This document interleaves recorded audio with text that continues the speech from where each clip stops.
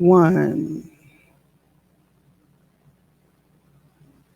What's good? My name is Sharon Iree Williams. I am the Executive Director for the Central District Forum for Arts and Ideas, and I would like to officially say welcome to the Mayoral, come on, Sharon, Mayoral Candidate Forum. I've been practicing that all day, y'all, and I still can't get it right because I'm from North Carolina, and sometimes we get a little bit country and we say mayoral, and we just go keep it pushing. But y'all want to be all fancy up here in Seattle and stuff and make me say things the correct way, but it's all good. Welcome. We are live at Langston Hughes Performing Arts Institute. Yes, we are live. We have a few people in the audience, but more importantly, we got the people that you want to hear from. So if you don't know about Langston Hughes Performing Arts Institute, the building is ran and operated by the Office of Arts and Culture. So we want to thank them for allowing us to be here today. But there are three organizations that run out of this building. The first is Langston, where the executive director is my friend, Tim Lennon, and they are all about Black brilliance, presenting programs that bring out Black brilliance. Then we have the historic Central Area Arts and Cultural District, which I just so happen to be a chair of, and myself, along with my co-chair, Stephanie Johnson Tolliver, and we're about bringing and presenting the past, present, and future of what it means to be in the Central District when it comes to arts and culture. And then we have the Central District Forum for Arts and Ideas, where we present and produce Black cultural programs, where to us, Blackness is not a monolith. So, when we all open back up, I expect to see y'all here in this building, in the Central District, no doubt. So thank y'all for being here. We really do appreciate it. And we're gonna have a good time today, and you're gonna get a lot out of today's information and conversation. So I have to do my land acknowledgement. I want to acknowledge that we are on indigenous land. These are the traditional unceded territories of the Coast Salish people, specifically the Duwamish people. We honor the elders, past and present, thank them for their stewardship of this land. Much appreciation. I also would like to thank our sponsors. The coalition of sponsors and partners for this event includes an array of representative organizations across the city. Special thanks to UNESCO, Seattle City of Literature, the Seattle Arts Commission. They're dope. I used to be on that.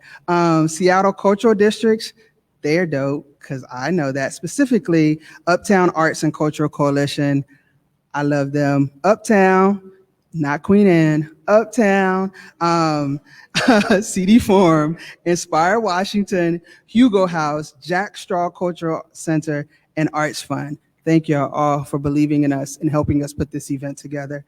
So now my job is to introduce to you a wonderful poet that we have coming to the stage.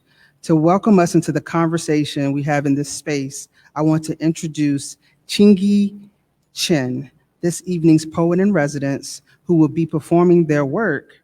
Chingy Chen is a genderqueer Chinese-American hybrid writer, community organizer, and teacher.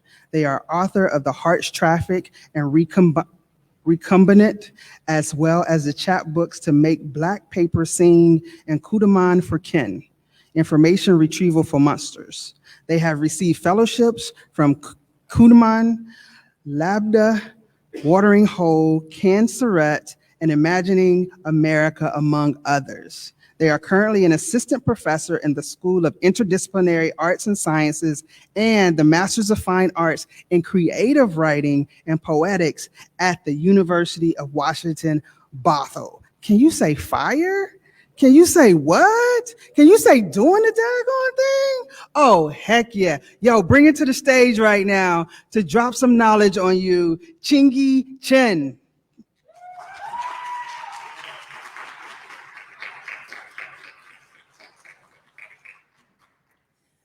Good evening, everyone. Thank you so much for having me. I'm Chingy Chen, and I'm really excited to hear the ideas that folks have for how to build arts and culture in Seattle later today. I'm gonna read one poem. It's called Spell for Safe Passage. For you who heard useless, through the honey trees in time of wasp and stalk. For you who raised surface, generated an off-color milk. We all mixed from hunger, born from chemical cousins. For the train of mouths breathing a first bowl. You who haven't sat down for days waiting for fog and spice sky. I watch you weave them, bare, grassy cane, tired body in shift and glitter.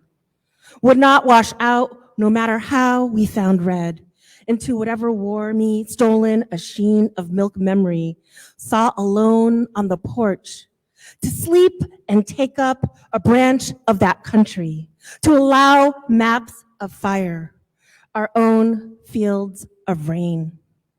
Thank you.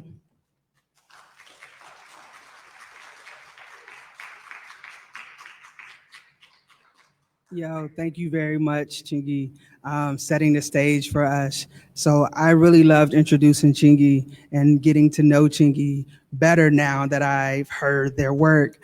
But you know what? These next two people, the moderators that I get to introduce, ooh, y'all, ooh, ooh, I get all warm. Ooh, y'all know that they legends. Yo, they are legends. And I know them. They my friends. What? Yep, they my friends. I know them. I can call them anytime I want to. Don't be jealous. So our moderators this evening, because they wrote me this wonderful thing, so I'm going to read this for y'all, right? Moderating this evening's forum are Vivian Phillips and Marcy Sillman. Ooh, co-host of the new podcast, Double Exposure, which explores how culture and creativity shape our lives. Yo, this is how dope they are. I'm just going to drop this for you real quick. Listen up. Vivian Phillips is a veteran arts producer, marketer, and civic advocate, and Sharon's mentor. I'm going to put that right there. And then over the years, she's moderated conversations with Harry Belafonte. I was in the room for that one. Gloria Steinem, you did Magic Johnson? I wasn't there for that. Magic Johnson, Ta-Nehisi Coates, Ruby Bridges, and many others. Her passion for culture has led to partnerships with arts organizations on 5 continents. Yo, I have proof of that because let me tell y'all, I was in Cannes. I was at the Cannes Films Festival, minding my own business. I was like, hey, how you doing? They was like, fine. They said, where you from? I said, I'm from Seattle. They said, you know Vivian Phillips? What? I'm in France? Are you for real? Yeah, that happened. Real talk. Marcy Sillman is an award-winning radio journalist. Dope. For more than 3 decades, she has covered arts for Seattle's KUOW and NPR. She's also a rower, a knitter, a baker, and author of Out There, Jonathan Paretta's Life and Dance. Oh, thank you. You know what? You know her bio is really like 9 pages long. I don't know why this little bit. Let me tell y'all, Marcy Sillman didn't talk to every artist, just about every artist in Seattle, every arts leader. She has made us all look good. When people thought that arts didn't happen in Seattle, Marcy said, wait a minute, we here. We out there, no doubt. That's how dope she is. But coming to the stage, y'all, we have Vivian Phillips, Marcy Sillman, and the Mayoral candidates coming to the stage right now to have a great conversation just for you. So I please welcome them to our space. Let's go. Come on down. And as they're coming to the stage, I just want to say that I would sing a song for y'all, but they might kick me out the building. But I just don't like dead air, and I just don't want y'all to just watch people walk. Come on down, come on down, come on. Take your places wherever you like to sit. They're so nice. Y'all know this is the first time they've all been together, right? So they might be a little shy. They're not shy at all. But anyway, we're happy to have them here, and y'all know it's so important to vote. So get out there and vote. You should have received your ballots because I've already received mine, and that is the truth. And as arts and culture folks, let me tell you, over the last 9 months, I've been on a task force for the city. It's so important for us to get involved and let our voices be heard because, oh, this is not my show. I'm sorry. I'm not a politician. I'm going to turn it over to the masters at this time. And I present to you Vivian Phillips and Marcy Sillman. Thank you. Somebody, please get her a sedative of some sort. She's so, okay, I think I'm on. All right, well, we want to say thank you and welcome. We're really pleased and appreciative of the organizers to have this opportunity to explore the significance of the arts and culture in the platforms each of the mayoral candidates is campaigning on. And tonight we have an opportunity to hear from the candidates, and we recognize that in this short time, we'll only have a chance to learn some, not all, of their plans for supporting the arts in our city. Now, you heard the whole list of organizers, and they solicited questions, and there were a lot of questions this evening. And we want to acknowledge off the bat that the time allotted tonight will not allow for every question to be explored or even posed. But if you're really interested, we encourage you, viewers, to refer to the questionnaire provided by the organizers and completed by all the candidates if you want additional information. And you can find that at seattlecityoflit.org/artsforum. You can also find additional information provided by the candidates at seattleartsvoterguide.com. And that was developed by students in the Seattle University program in arts leadership. We tried to cull from the provided long list of questions those that we thought would provide the best view for you on some of the most important issues that they would be directly impacting by the policies that they put forward as mayor. So these areas include livability, direct policy, and COVID recovery efforts. So we'll start with opening statements in response to the first question posed by Marcy. Okay, so we're gonna, I guess, we'll go clockwise, counterclockwise. We'll start at your end. And you're all gonna have the same question. So you ready? We want you to introduce yourselves, each of you, and very briefly tell us in what ways you think a vibrant arts and culture scene benefits a city like Seattle. Well, hello, I'm Donnell Rivers. And you should pick up your microphones. Y'all have microphones under your chairs. Test. There you go. Much better. Hello, I'm Donnell Rivers, candidate for mayor of Seattle, and I'm a former resident long time ago of Detroit, Michigan, Motown. So when it comes to performing arts, I'm all about that. I've been a singer worldwide, definitely been a performer with Black Nativity, with Pastor Patronell Wright. I like that program, Sung Lee, I think it is, a performing arts program. All those beautiful colors, that's unbelievable. Is how that's put together. We've traveled to Russia, China, Japan, Germany, Africa, all of West Africa. And the performance, if you've never seen African dance, you're missing something. To go into the tribal areas and watch the dances, the Latino Mexican horses dancing in the street. You got 15 seconds left. Thank you. And I'm glad to be here because it's exciting me. I'm like our moderator, opening moderator. I'm here to tell you Seattle's about to boom with the arts. I'm Donnell Rivers. Thank you. Okay, good evening. My name is Jessen Farrell. I am a candidate for mayor. Thank you so much for hosting us this evening. I am a saxophone player, having benefited from the real amazing legacy of jazz education in our community here. I'm also a poet, although that's a little something I keep to myself more often. So, to me, this is a real moment as we're emerging from COVID. Our arts community has struggled, and we need to really be supporting and leaning into support for the arts, because there's so many things that arts do to create a vibrant, livable, humane city.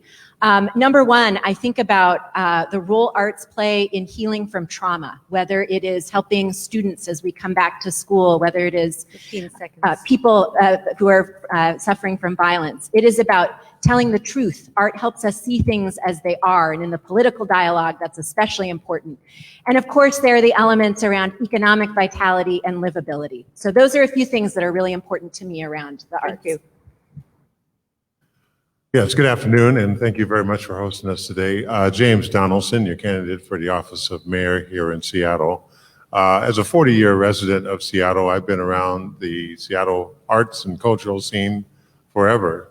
Matter of fact, if you consider sports as part of arts and culture, I was part of our great Seattle Supersonic teams back in the day. And arts and culture have a way of really adding to the vibrancy of a city.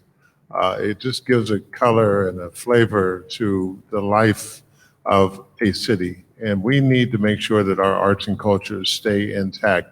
Seattle has had a long history, going back to the old great musicians and the Black entertainment neighborhoods way back in the day. So that's what Seattle can benefit from with our arts and culture. Thank you very much. Thank you. Well, thank you so much for being here tonight and hosting. I'm so honored to be with Marcy and Vivian and Sharon, real incredible heroes in this city. So delighted to be here. I'm Colleen Echohawk. I'm a enrolled member of the Pawnee Nation of Oklahoma. I've lived here in Seattle now for over 24 years.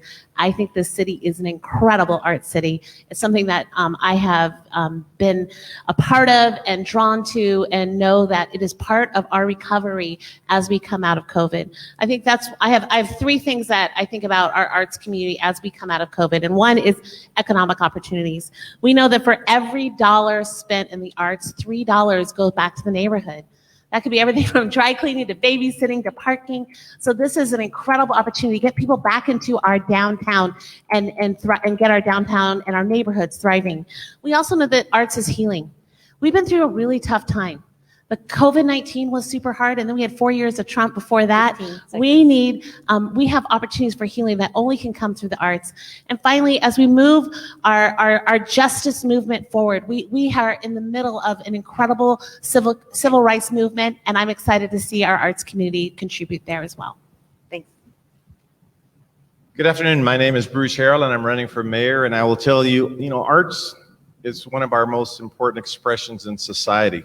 I'm real proud to be here at Langston Hughes. I remember when this building was turned over to the city through the Model Cities program. My mother worked for Model Cities. Arts has been an integral part of my personal life. I think Langston Hughes said it best when he said he believed that the mission of an artist is to find beauty, to help us find the beauty in ourselves, to interpret beauty.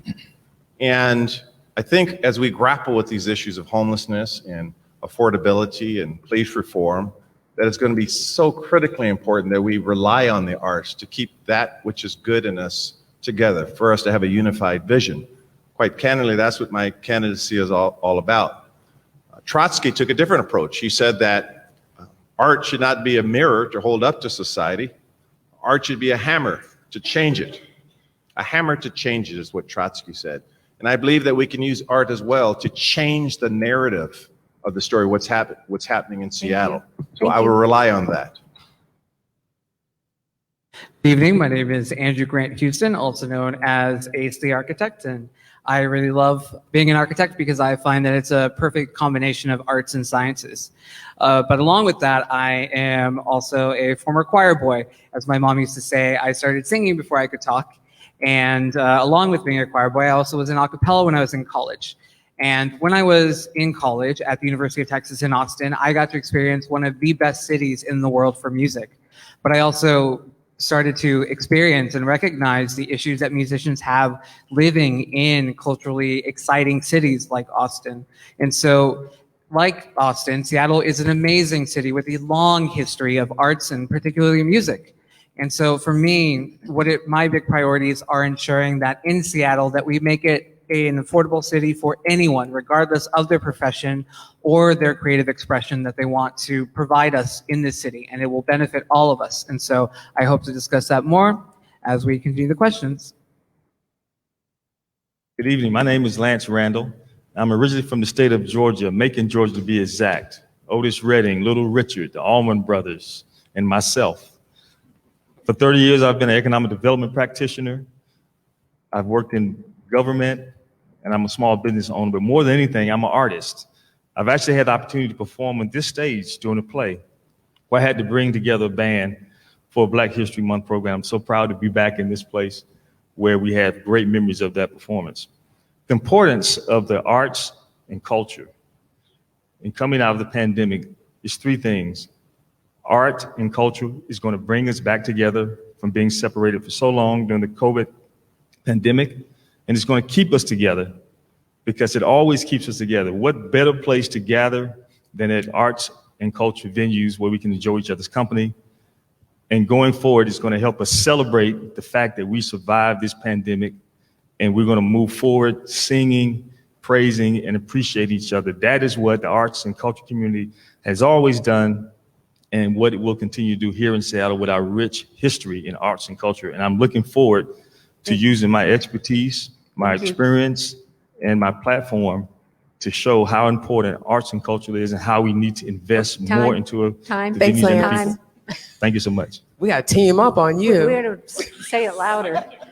Our job, there's so many of you, and we have a lot of questions, so we're. The colored cards. Yeah. Yep, there's colored cards right there. We're watching them. We are. So listen for our signals.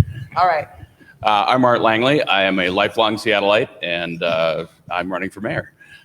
Tough to come up with more synonyms to vibrancy and other words that we can use for this, but arts are critical to Seattle.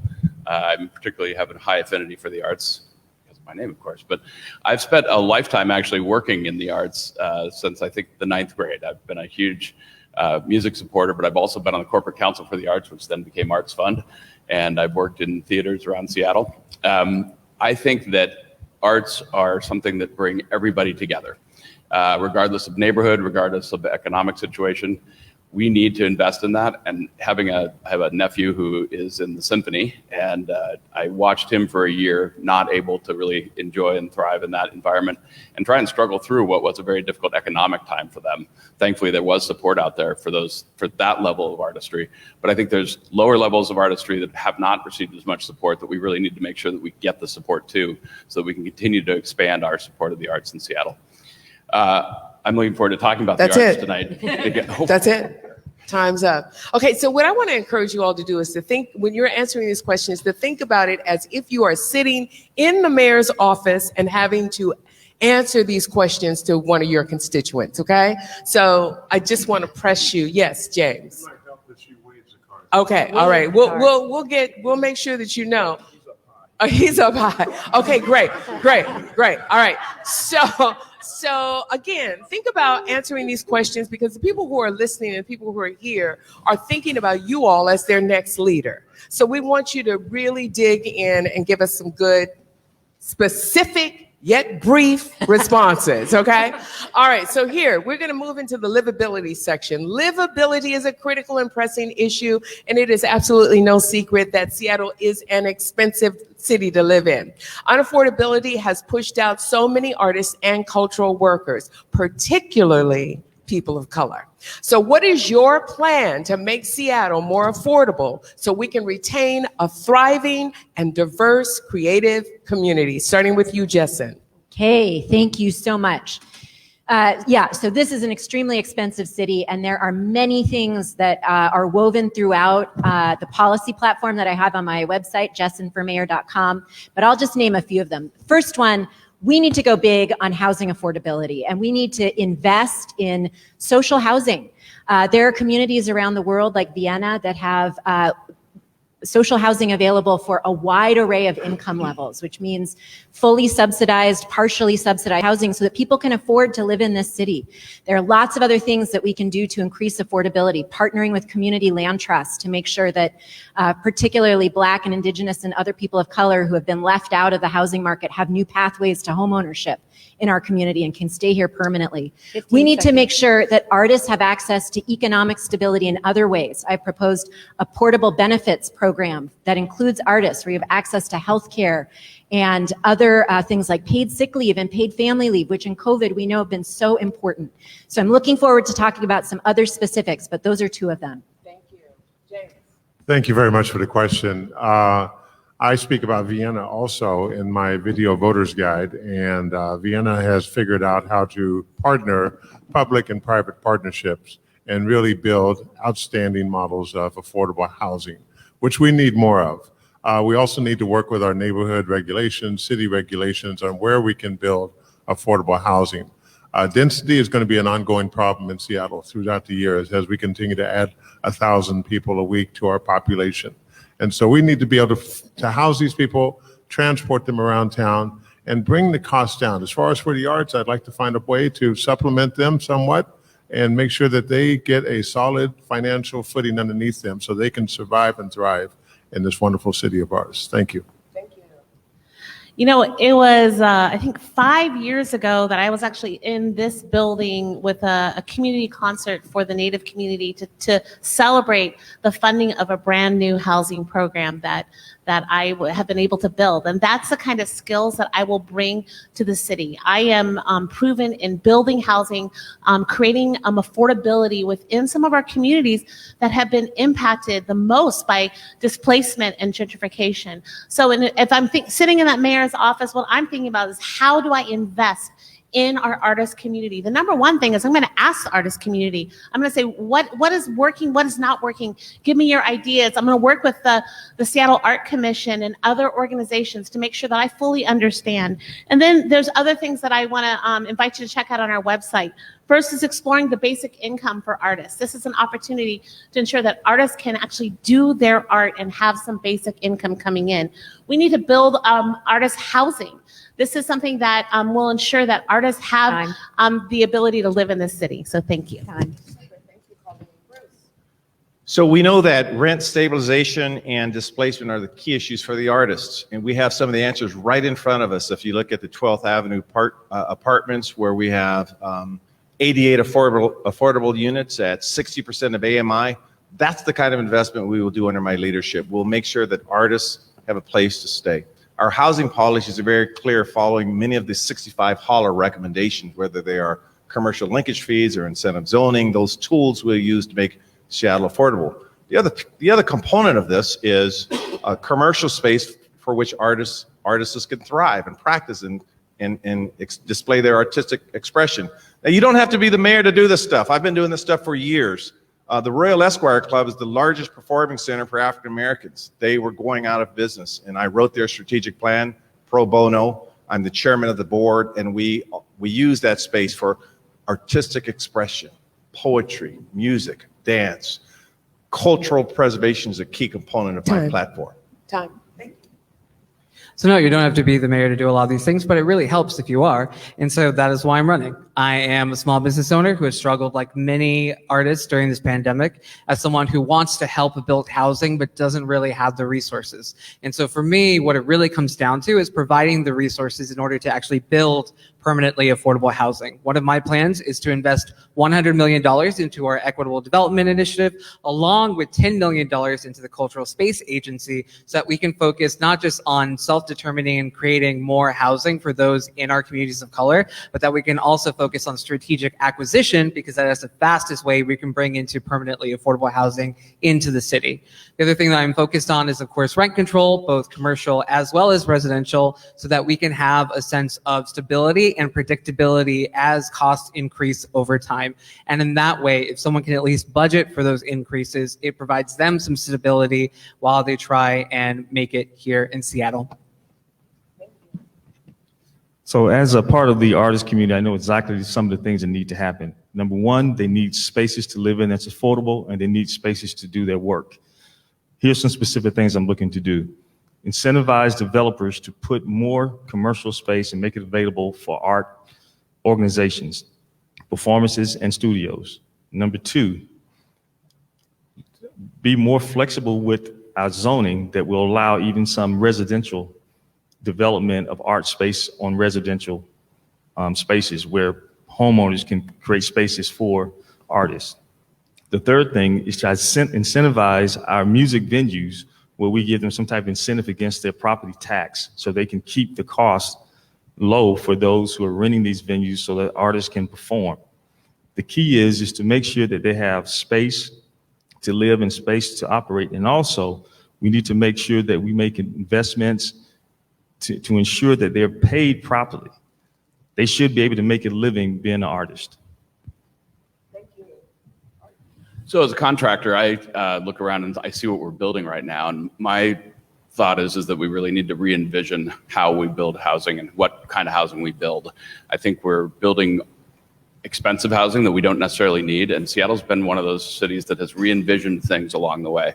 We've re-envisioned how taxis work. We've re-envisioned meal delivery and all kinds of things.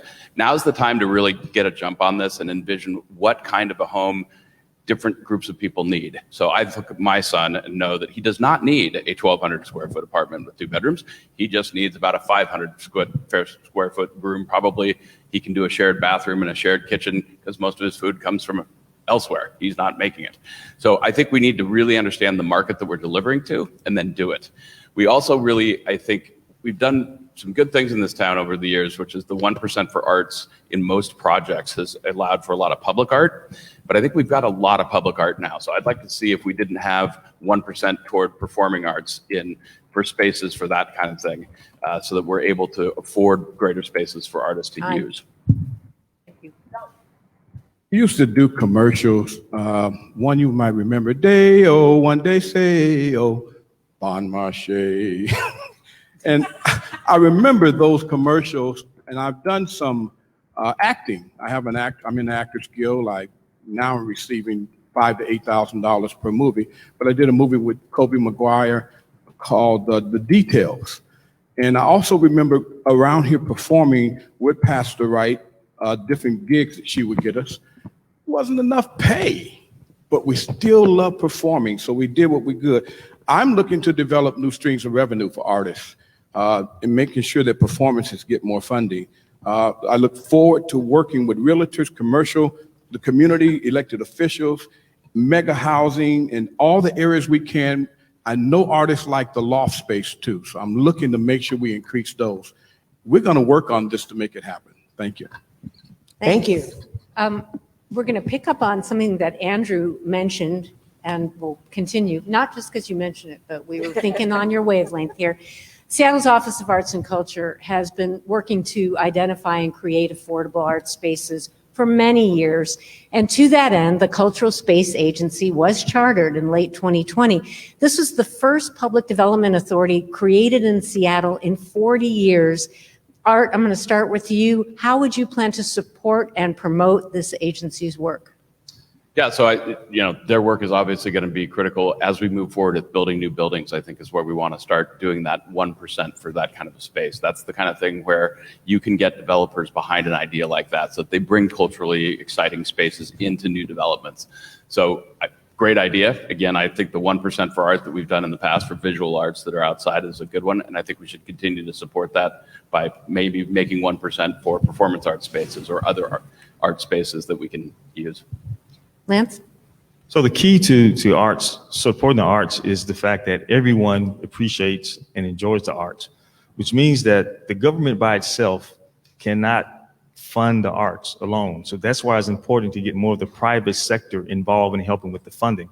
So I'm talking about creating a public-private partnership where we will have a revenue stream coming into this organization where whatever they need to have to get things done when it comes to lifting up our art community, they would not only get support from the local government, but also from the private sector, because they enjoy arts just as well as everybody else. Everyone benefits from it, which means that everyone should have some type of involvement in investing into it. And this is a great opportunity to do it through this organization. Andrew? So I can add a little bit more. So $10 million, as I said, for strategic acquisition, for investment.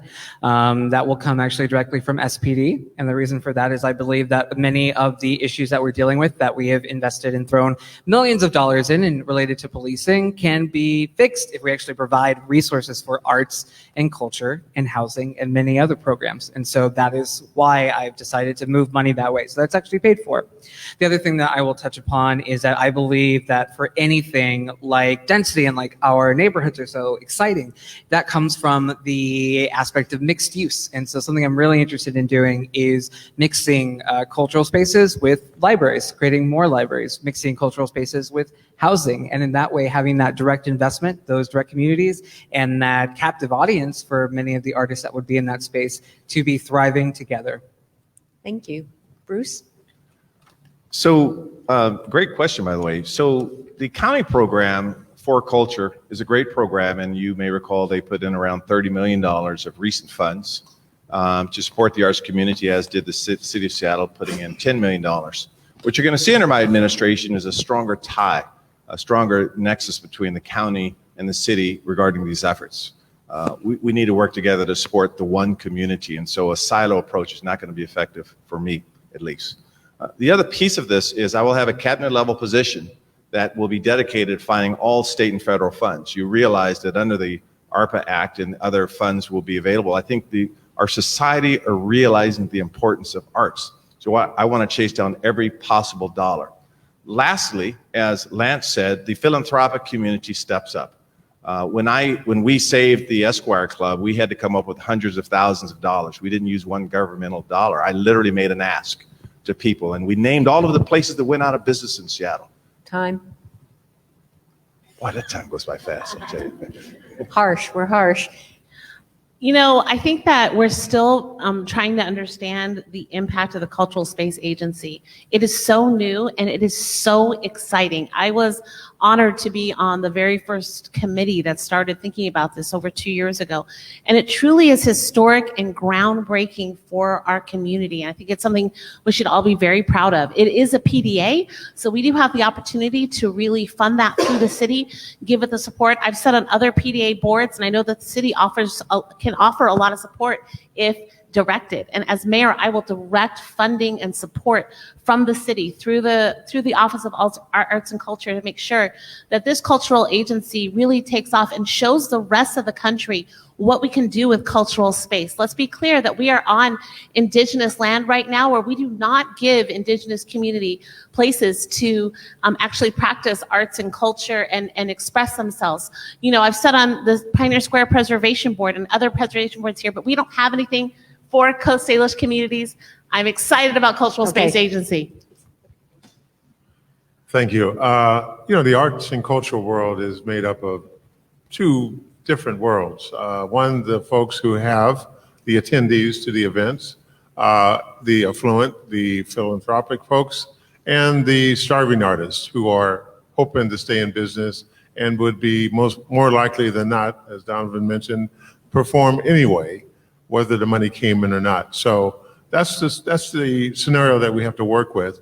As mayor, I would make sure we have a department in my office that is working with our arts and culture, that is turning over every stone to find funding, grants, and what have you from the federal government, state government, and turn some of our commercial spaces before they fill in downtown, which I doubt if they ever will fill in totally, into some of our art spaces for our performing artists. Thank you.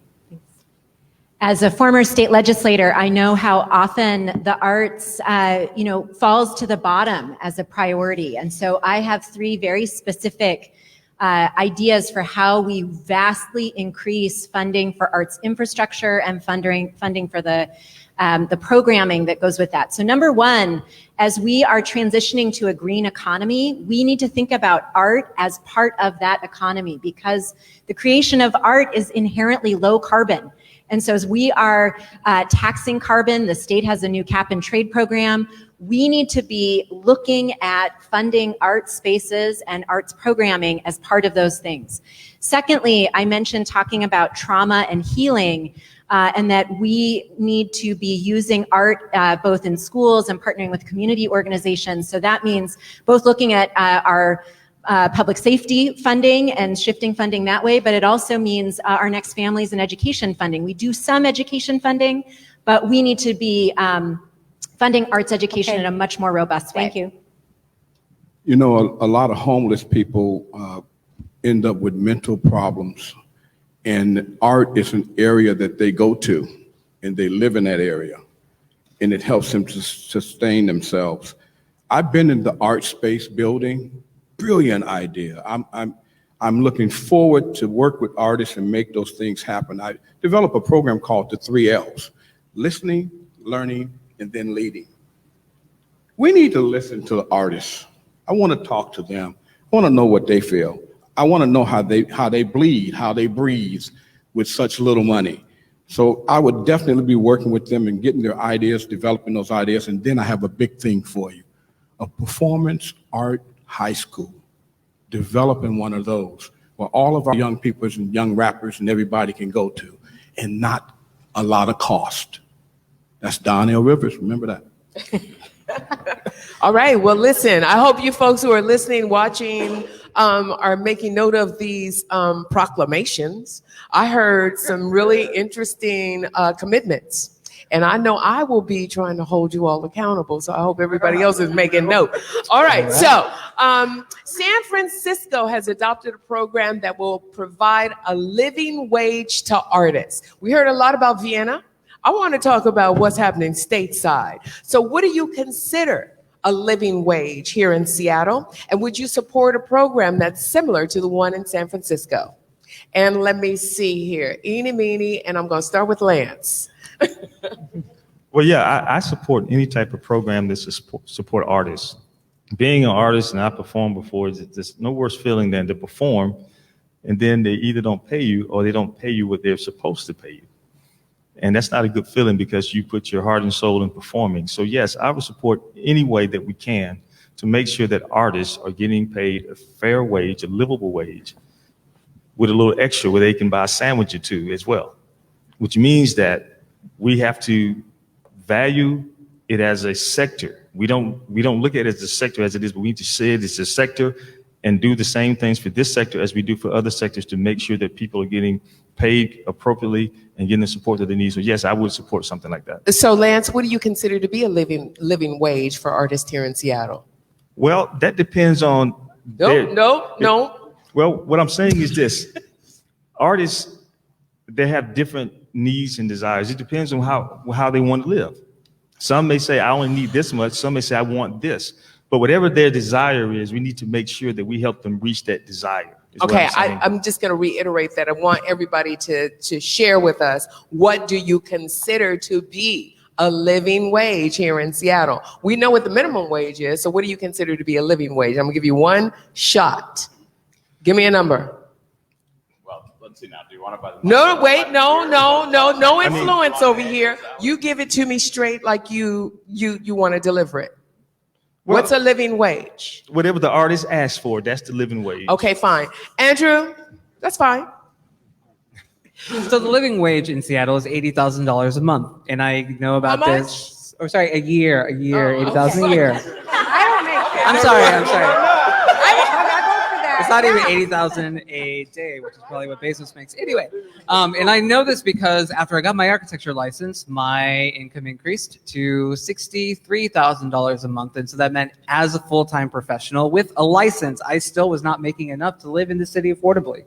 And so for me, yes, I do want to create a universal basic income pilot so that we can actually pay for it and just take a couple $1 million and provide $1,000 a month for at least 2,500 people. However, my focus is on those who are currently unhoused, just because we have such a large homeless population. That being said, when it comes to artists, what I'm really focused on is affordable housing. And so in that way, trying to establish and acquire as much affordable housing, permanently affordable housing as possible. Along with that, I do want to increase the minimum wage, and I have a plan to increase the minimum wage by $23 by 2025. Thank you. So caught up on the right answer on the living wage. Okay, wait. All right. And I just want a real answer here. San Francisco has adopted a program that will provide a living wage to artists. What do you consider a living wage here in Seattle? And would you support a program similar to the one in San Francisco? Very good. So I study San Francisco because I'm actually patterning a Healthy Seattle initiative after San Francisco. And I know in San Francisco, I believe that program is about $1,000 per month. And I think they have about 100 and 130. It's a pilot program. Under Healthy Seattle, and their Healthy San Francisco plan has been around since 2006. So I'm introducing a healthcare for all Seattle program. To your point, we know what minimum wage is. It's around $20 an hour, a little below it. I was one of the lead negotiators in minimum wage. So I would say, $25, $30 an hour. But the point is, it's not enough. Seattle is one of the most expensive cities in the country. King County, Snohomish County are. So, I could say, what did you say, $80,000 a month? We could say that might not even be enough. That's why we're creating the Seattle Job Center. That's why I started the lead sponsor in putting money in for kids to go to school for free. So you're going to see through my Seattle Job Center a pathway to get at $80,000 a month or $80,000 a year. Not just talk, real stuff. Okay, thank you. So $80,000 a year absolutely. That is what it costs to live in Seattle. And I think that our artist community should be able to live the way that everyone else wants to live in Seattle. Enjoy the city, enjoy and we gain from them. I want to call out that in my plan that is on our website, and I have right here, we actually call out the San Francisco's program because it is a good program, and I think it's something that we should absolutely explore here in Seattle. San Francisco's Mayor London Breed says, if we help artists recover, then artists will help our cities recover, and that is something I believe in deeply. I will absolutely support the idea of understanding what it will cost us for a guaranteed basic income for our artists in this community. And it will cost us something, but the benefit is so much greater. It's so exciting what it can offer us. Our city needs to heal. Our city has opportunity to be leading forward in the justice movement that our country should be headed to. And the arts program is a huge part of that. And artists being able to live here. Thank you. Thank you very much. I agree. $80,000 a year is really our living wage here in Seattle, especially for an individual, 2 or 3 times that for a family. We need to have a basic guaranteed income floor for all of our artists. And I don't know if there's a certification or a credentialing process to make sure an artist is an artist, because there's a lot of artists who want to be artists, but they're not quite whatever level that is. We can get them all in this program, a guaranteed basic income, to make sure that they get to $80,000 a year. And that way it keeps our arts and culture society alive, everybody benefits, and our artists can stay here in Seattle comfortably living amongst each and every one of us, which is what we want. Thank you. Thank you. Okay, so I think there are really 3 pillars of economic stability. Affordable housing, I talked a little bit about that. Portable benefits, so that you have that security if you're sick or as you're retiring. And then wages that allow you to, wages or income that allow you to actually pay for what you need to get by. And in Seattle, 80,000 is absolutely a minimum for what it really takes to be able to afford to live in this city and have economic dignity and to have security in your future. That's why that's a high number, and that's compared to, our current minimum wage, right? And so the question is, how do we actually pay for that? I support San Francisco's program, but it's small. There are not a lot of artists who actually get to participate in that program. And so that's why I identified 3, particularly with carbon and carbon fees, a non-traditional funding source for the arts. But we need to start to think in a much bigger and more expansive way, because true prosperity comes from when we center regular working people, not when we coddle the wealthy. And so it's really important in our community to be focusing on economic stability for everybody, including artists. Thank you. Don. You see, this is the place where you find out if a person really knows what they're talking about. They ain't no artist, so they don't know. It has to start at $100,000 a year. You go to a fine restaurant, they get tips on top of what they do. If you've never been an artist, you don't know the struggle. I do. I came out of my mother's room singing, been singing in Detroit ever since, been to all the groups. You should see Stevie Wonder, all of them, on the corner at the market, been around all of them. Artists have it hard. I will bring incentives in. I will look for incentives to help them with their performances. I will look for ideas to make sure that I work with them to make that 100,000 plus as an artist. I want the best in Seattle. That's why I'll be the mayor. All right. Thank you, Don. All right. So I think it's difficult to pin an actual number to it because you really don't know what people want to live in and how they choose to live. So I think affordability in Seattle is somewhere between $65,000 and $80,000. Again, depending on what you live in and what expenses you decide that you're going to have. I am interested in basic income levels and those pilot programs that are going on around the country. There's a lot of them, and I think that some of them may have some benefit. It's clear that we need our artists to be able to live in the city and be able to be part of our culture. I've been really excited by this guy playing the piano down in front of the Pike Place Market lately. I don't know if you've seen this guy. He's down there collecting tons of tips, and he's a vibrant part of the recovery down there. And so that just excites me even more to have more people on the street doing art. And that's, I think, where we need to expand the opportunities for everybody. We need to create places where they can go and make money and create the income that they need in order to live here. Great, thank you. I just want to reiterate, there is no right answer, there's no wrong answer. It's your answer that we really want to hear, okay? All right, great. Well, I'm just kind of excited. I never made $80,000 a I year. want to sign up. So I'm signed up for all of you. You guarantee me that. I'm retired. Since all of you are in favor of that. that. Yay. While we're on the subject of money, we're going to dovetail a little bit into policy and specifically what you, if you're elected mayor and your administration can do. And I'm going to start with James. We're just going to try to go in the right circle. Right now, 100% of the revenue from the Seattle admissions tax is collected and distributed to hundreds of cultural businesses and creatives through the Office of Arts and Culture. If elected, do you commit to continue this very significant investment in Seattle's cultural life? And the second part of that question, men's professional sports teams, such as the late, great Sonics, are exempt from this. Should men's teams be included? Oh, good to start with James on. Those are two long questions. Your first question, yes, I do agree that it's a tax, or what is It's an admissions. It's a tax on Okay. tickets Okay. to events. should continue going to the 100% right now go to culture Great. and creative. Okay, I agree with that, very much so. And yes, of course, professional sports, men's professional sports especially, should be paying into that as well.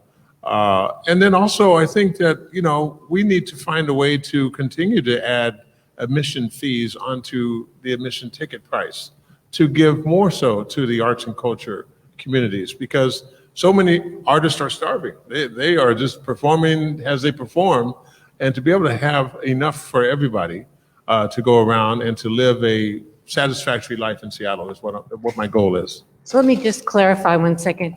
Women's tickets to women's sports do pay this tax. It's the men who are exempt. Just saying. Oh, okay. Okay, that's why I asked that specifically. You want me to readdress that or no? No, you answer. Okay. Jessen? So I think this is probably a really short answer. Yes, we absolutely have to apply this tax to men's professional sports as well. And yes, that funding should continue to go, that additional funding, to the Office of Arts and Culture. Don? College players will be getting paid real soon. So my answer to that is yes. They'll be doing commercials and different other kind of advertisements. I believe in it 100% for the culture business that go on, but I also believe I was a player community advisor for the Seattle Supersonics. A lot of you don't know it because I was behind the scene. I had all the players, all of them, including him. I had him too. So, including, I was the one to make sure they didn't get into trouble in the streets. And so, one of my main people was Nate McMillan, and he helped me get a lot of players through. So I believe in that, definitely so. Art? Yeah, so I absolutely support continuing that, and I actually would consider raising it, because I think that it would be, those that attend those events are usually supporters anyway, and I think that most people want to do more.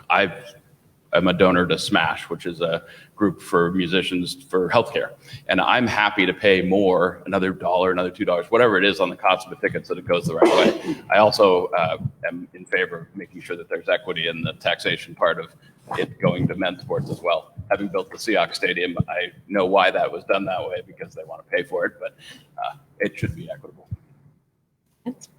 Yes, I agree. It should continue, and as ticket prices go up, that percentage should go up as well. I do believe that men's sports should participate, but because of equity, our women's sports teams are not being paid the way that they should be paid, which means that the Storm and other female teams should not have to pay that fee until we fix the inequity in the money that they make for entertaining us with their sports. I should say they already are paying that tax, but that's a whole other subject. We'll do the sports segment next. Yeah. Andrew? So I'm going to tell you, that was a really excellent answer. Yes, we should continue, and yes, it should be paid 100% into arts and culture. Yes, there should be equity. and men should pay into the fee. I was raised by a single parent, my mother, and so I know that there is nothing that women or any other gender can't do that men can. You heard it here. Bruce? So yes and yes, as people would have said, I would certainly support the continuation of that tax, and I would also support equity and parity in how we apply the tax. But I guess I have a different approach to this. Because we talk about the arts are so important and sports is so important to morale, I just want to lower the cost of attendance. I would like people from all neighborhoods to be able to go. When I was a younger person, not too far ago, by the way, I could see a group called the Dramatics at Garfield High School. And I was able to see concerts at the University of Washington that were very affordable. So I'd like to actually have a discussion about having the cost to the public affordable for everyone, so we could again support the arts and support having talent here to grace us with their talent. So tax, that's fine, but how about affordability? And last but not least. Well, absolutely. Yes and yes on both of those things. But I want to talk a little bit about the city's investment through that tax in the arts community, because what I understand is about 80% of those dollars go to 6 of our largest organizations, the ballet, the symphony, the SAM, opera, Fifth Avenue, Seattle Theater Group. And I can tell you that there are some smaller, amazing Black and Indigenous and people of color organizations that need to be funded. For years, I served on the board of Red Eagle Soaring Native Youth Theater. I was the board chair for a while, and the funding was meager. And it was an incredible program that changed kids' lives. But they were not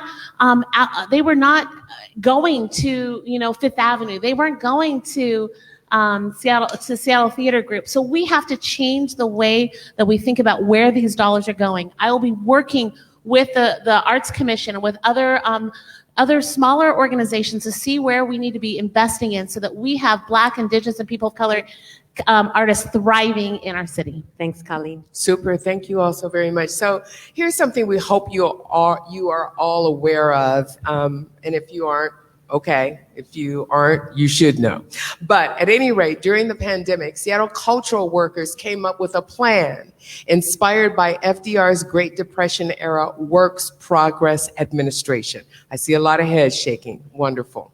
Hope Corps would have employed members of the city's cultural community to help rebuild and reinvigorate Seattle as we emerged from the last year and a half.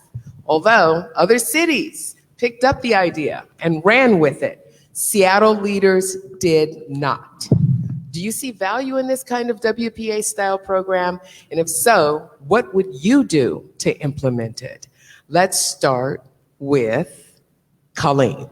Thank you. Well, this is actually also on my plan that you can see on my website. Yes, I will launch Hope Corps.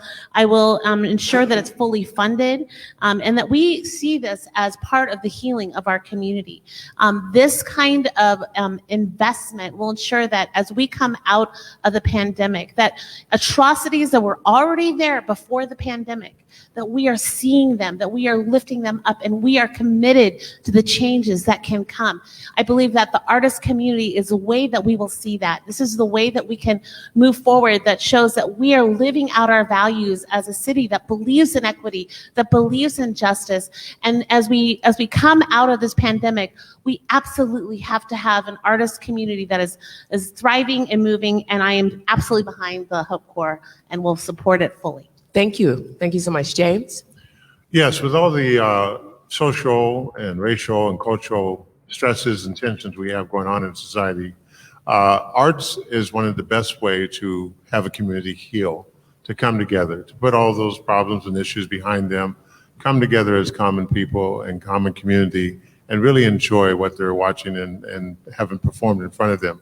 I would definitely make sure that our office of mayor is continuing to support these programs to the fullest, fund them to the fullest, and encourage our communities to get out there and be part of that as well. I do a lot of work with mental health issues right now, and our next pandemic coming after this one will be one of mental health challenges. And so arts will be one of the best ways for us to heal our community and our beloved city here. Thank you. Thank you, James. Jessen? Thank you. I am so supportive of this idea, and actually the idea of using carbon fees and funding was inspired by the New Deal and the Green New Deal, and this thought that part of what happened in the 1930s was this big investment in artists. And as we're thinking about, transforming our economy, using things like carbon fees should be a part of how we actually get to being able to fund artists to, document, to tell truths that are about, deeply held cultural stories, to create a vital economy. Again, I talked about how the economy works, which is when people have money in their pockets to spend. That includes artists. So again, to me, this is a really great program that we need to fund. I think there are great ideas for how we can fund it, and it just provides a mechanism for healing and thriving and really being the Seattle that we want to be. So this is an important piece of that. Super, thank you, Don. Yes, I believe in the program 100%. It is going to be exciting to see all the work that Mayor Jenny Durkin and her staff has really had to do, and a lot of folk ain't talking about. Everybody want to beat up on everybody, but Bruce said something the other day about colleagues and working with people. We can have our differences, but we still have to save Seattle. And these programs are vital. They're very important. So I would be looking to make sure I see exactly what has been happening and add to that. On top of that, we're in the city where Quincy Jones was. Come on. We should be leading things, automatically leading things. So I'm excited about what I can do for the performance arts, and I'll be there. I'll probably be as many performances as I can be at, and I believe in finding the money to make sure that they get that $100,000 a year. All right, thank you. I want to just say you all are doing really great with sticking with your time. I appreciate that. I'm just looking at you. I know. Because you know. I know. I'm serious about that. You all are doing great. And let's see if we can continue the trend. Bruce?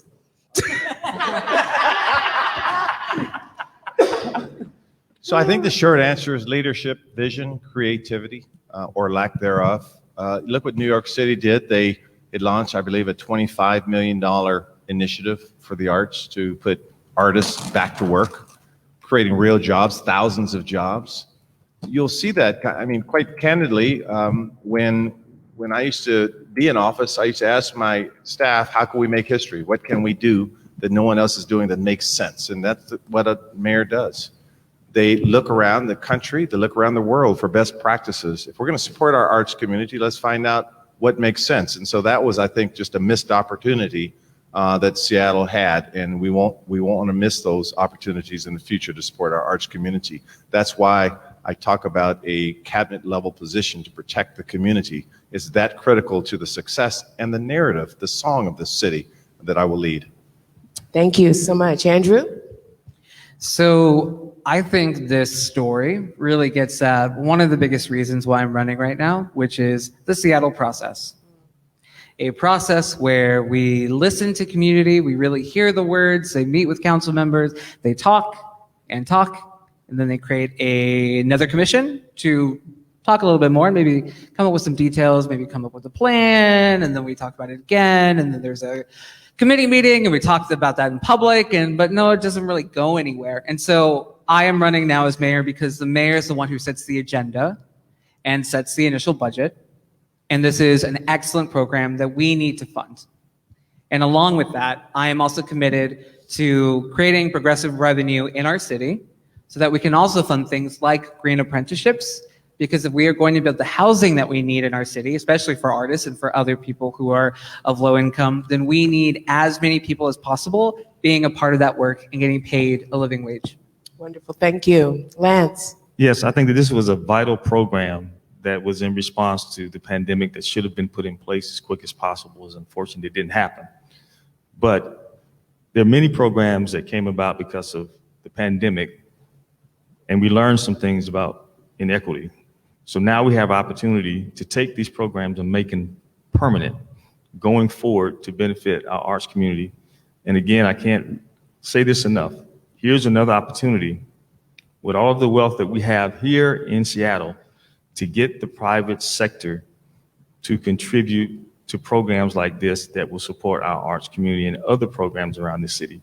Here is an opportunity to do that, to stop the rhetoric coming out of City Hall, create the partnerships with our business community so we can get them to make donations directed to the city for programs just like this so we can sustain them going forward with public money and private money.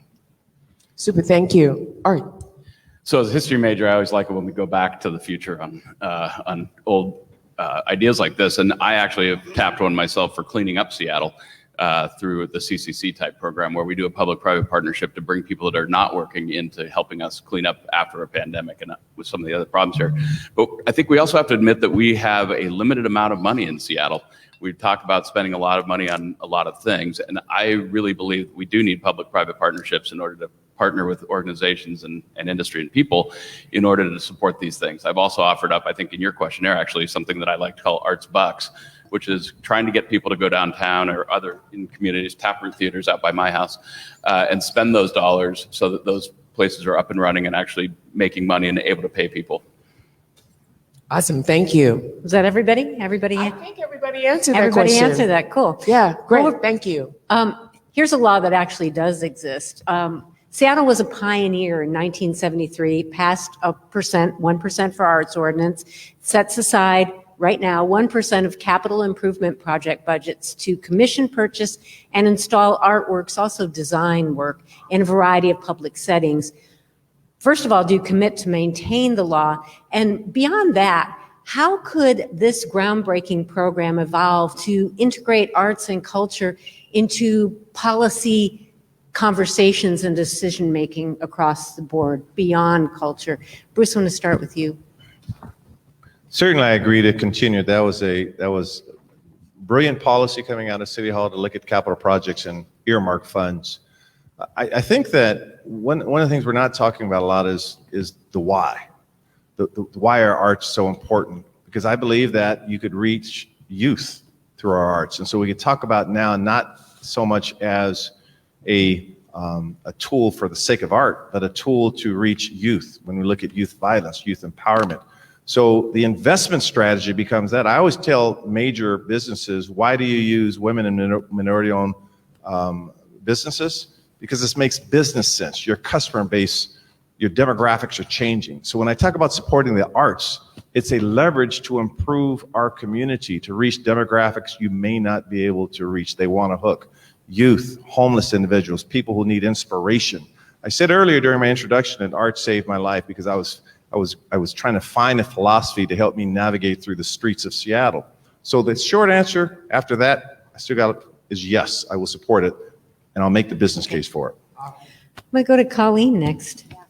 Well, gotta use the mic. Yeah, use the mic. My plan actually does call for continuing the 1% for public art, but also redesigning it and re-understanding the impact. You know, right now, when you build a project, there goes my plan. When you build a project, some folks don't really understand it or don't know. They just use it as like, oh, I got to do this, and they throw up some kind of sculpture. You actually can use it for performing arts if you wanted. You can do all kinds of things with it, but but it benefits the buildings and not the artist. And so we need to have some balance there. My plan also calls for ensuring that we have an artist seat at every single commission in the city. That will help us make sure that 1% for art is actually going back to artists, supporting them so that they can continue to create brilliant art that brings healing and joy and celebration to our city. So I'm absolutely behind the 1%. I think it's just one of those opportunities for us to continue to evolve the program, make sure it's centered in equity and justice for our community. Andrew. So I think for myself, yes, I want to continue that. And actually, when I attended the University of Texas in Austin, we had a similar program, and I got to sit on a committee and actually decide on art and explain to some individuals actually why the art was important, which was always interesting, especially with computer science professors. That being said, I think in my mind, what I really want to see us focus on in the next few years in Seattle is accessibility and ensuring that people can really experience and engage in public space. For me, that means creating more systems where people can walk and bike and roll across all of Seattle, because we do have a lot of excellent public art, but many people cannot reach it for many different reasons. And so accessibility is one of my #1 priorities. James. Yes, I would continue with the program, the 1% we were talking about. I would actually try to tweak it just a little bit, even more so, another 1/4%, 0.5%. These things are going to be very important. The reason that a lot of these get left out of the discussion down at City Hall is because we don't have great representation around the table, the decision-making, policy-making table. So we need representation from our arts and culture organizations and neighborhoods to be down there and be part of the discussion. That way, you also need to have a mayor who has this kind of vision. And part of the responsibility of the mayor is to be the leader and to create a vision that everybody can see and then buy into and then work towards.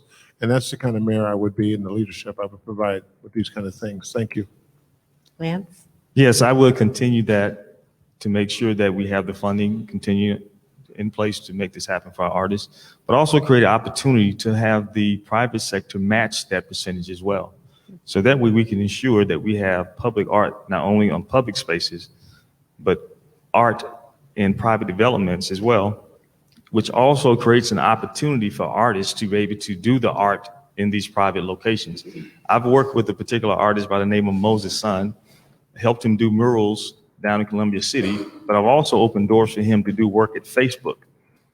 They're actually investing into him to do different things. He's done stuff from Starbucks, Facebook, and what have you, just by making those connections. So I think it's important. Public-private partnerships, let's match the fund and look at public art on public and private developments. Thank you. Jessen. Thank you. So yes, I would continue to be a strong advocate for the 1% for the arts. But I do really think that we're ready for that next generation of creative policymaking around how we support artists, how we support art in public spaces. And, so we have to go beyond just the capital function of the 1% and really think about how we're supporting the programming, how we're infusing these policies with equity. I was the chair of the governor's task force on COVID economic recovery, and there were actually 2 artists on that task force. And so because of their lived experience during COVID, there was this focus on how were we going to be supporting artists during this really difficult time. So having artists and creating mechanisms for art to be a central part of the conversation is really important. For example, we have budget impact statements on policy proposals. We have equity impact statements that we're starting to get better around doing. We sometimes have carbon impact statements. We should be thinking about having arts and culture impact statements so that upfront, as we are designing these things, we are infusing what we're doing with that creativity. Thank you. So yes, I'd mentioned 1% for art a while ago because I think it's a great program, and I think we would obviously continue it. I think also, though, since it's really dedicated to public projects mostly now, I do believe that we should move it into the private sector, but also think that we should incentivize people to be a part of it so that it benefits everybody for private jobs to jump in on that too. Because I think I know a lot of times when developers, contractors are going into these things, they think, oh God, deal with this. And it shouldn't be that kind of attitude. It should be, this is really a good thing. It's having installed a bunch of these, they're really a cool part of the project in the end. So I think there's ways to incentivize private industry to get behind this so that we actually expand the program and get more money into it, and that we do it in other places, and that it gets more look around the city. I really do believe, as I said earlier, that putting some of that money into performance art, Colleen says that you can do that. That's probably true, but it just doesn't happen that way now. So we need to create those incentives so that it actually gets into the performance arts space, not just the visual arts. Thank you. Don. See, I was supposed to pass the ball to him when I came to Seattle, and I decided to do something else. And I'm glad I did. I was a shooting guard, so I didn't know if I could go to Pullman and do that. So, but 1%, yes. Yes on the 1%. And see, I thought he was reading my paper because I had written down here and add another 0.5%. That's why I said that about Jane. You did saw it, okay. He saw it, okay. But here's one thing we have to look at. We can't go to Spokane and get artists to come back and refurbish and redo our streets of art and all of our culture that needs to be redone. we have to use artists that are here. We have some unbelievable artists, graphic arts, design arts, thinkable art. Rap that art, write that art, paint that art. We have them here, and I believe that's why I want to increase it. I'm excited about the arts. Let's do it.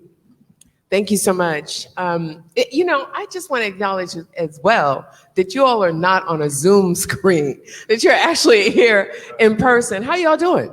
How you feel? Everything's okay? Because I saw you all last week in a Zoom screen, and it was boring. So I just Our feelings are not Totally hurt. agree. Totally agree. I mean, so everybody's doing, you're doing all right. This is good.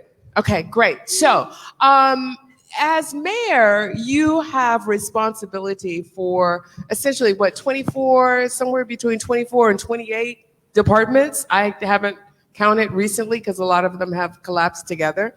And so those are all cabinet level positions. That includes the director of the Office of Arts and Culture. I want to hear from each one of you how you would envision the selection process for the new director of the Office of Arts and Culture. Start with you, Art. So with anything, I think in these department heads, you want a transparent selection process, which sometimes in Seattle that gets lost. And I think it's important that we make sure that we are looking around to find the best person in this world to take on this job that has a number of attributes to them. So they're not just an artist themselves, for instance, but they know a lot about executing things too, because that's what we need. We need people that understand how to budget well and make sure that we can make a nickel sing so that we're getting our best value. So much like when we were asked about selecting a police chief, I want to bring in the best people that are in the arts community and a real diverse group of people so that we get a lot of input and then make the right decision on the person that has that well-rounded approach to how they can fiscally take this job on, but also have it as equitable as possible so that we're looking at every part of the city. Great, thank you. Don, over there making notes real fast. You're up. I was in my head. Yeah, you're up. I knew you was going to give me. A person that agrees with everything I said since I've been here would be the person that I would be looking for. And on top of that, when work is over as the mayor, I want a person that knows a lot of the places that I want to go and relax. Different areas of performance of arts. And you know me, I love me some art. I'm a preacher, singing, dancing, crazy, loving guy. Okay, great. Thank you. Jessen? Okay, thank you. So I think one of for any leader of a department right now, I think one of the core challenges for city government is to, on the one hand, be able to respond and transform that department so that it works for particularly people who have been left out of institutions in our community. Black, Indigenous, people of color, low income, people with disabilities, people who are not housed. So having that ability to really work within an institution and be receptive and have the skill set to then continue the transformation of the institution. Because at this moment, we're in a place where there is a real lack of trust in government. Sometimes government systems perpetuate real harm. And so to me, particularly the Office of Arts and Culture, that skill set really matters. That's something that I'll be looking at across departments, but I think in that situation, it matters as well. And then what I will say is, again, infusing our policy making, not just within arts and culture, but across that. Thank you. James, go right to you. Yeah, I've never had an issue admitting when I don't know something. And when I'm trying to identify the best person for this cabinet position, I would bring together a committee, very diverse, representing every demographic in our city, and make sure that they all have some say in who the next director will be for this department. I want a vast array of experiences. I want new people, young people, older people, and every demographic from that we can choose from. It needs to be a very transparent interview process as well. So our community knows the process, how it's going. We get that information back to our various communities, and they know who the top 2 or 3 people are for consideration. And then when we narrow it down to that one person, we make sure our community knows a lot about that person and feels as comfortable about it as I would feel being the mayor of the city. Great, thank you. Let's pop right over here to Bruce. Oh, I was still thinking about my answer. Why are you sleeping Well, on I me? was thinking because it's a personal choice. And I was thinking about that I'm looking for someone that felt the pain that I felt when August Wilson died in 2005. Someone that looks at Les Miserables and understands in the 19th century what happened during the French Revolution.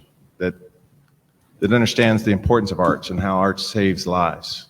I'm looking for someone that I could trust and who trusts in me and my integrity. I prefer someone local that understands this city very well, understands the DNA of the city, our soft underbelly and our strength. And so I'm looking as we speak, because as I run this candidacy, I've met people that I did not know, and that's a blessing. And so the process is, community input, get some best minds, all that. We understand the process, but I'm looking at the heart and soul of this person, because I will tell you that the narrative of this city has to change. We have to start trusting one another.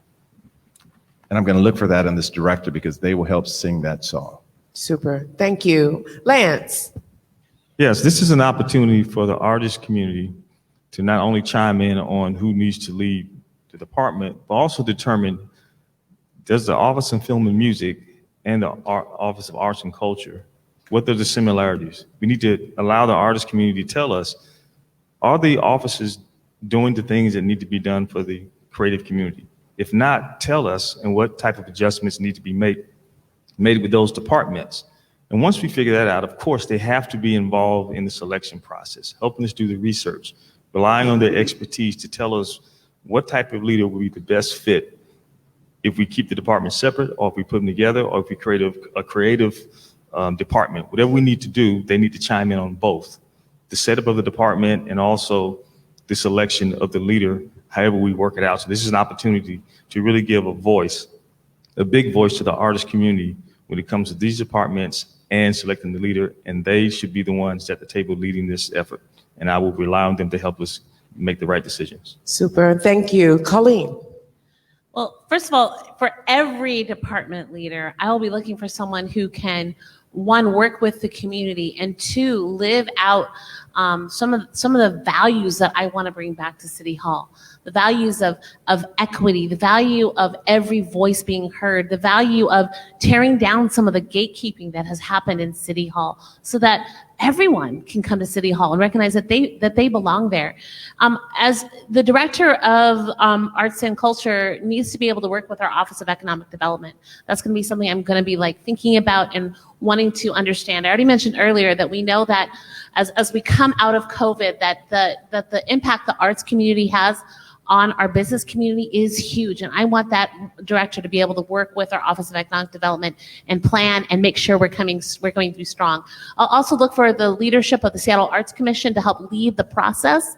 I think that they have the skills. There's already a great committee right there, and we need to get it done quickly and make sure that we have an equity lens. Finally, I want someone who's bold in their approach and how we're going to redistribute some of these funds. All right, thank you. And finally, Andrew. So in terms of the process, I really would start with setting out some ideals for individuals and then getting those recommendations from the community.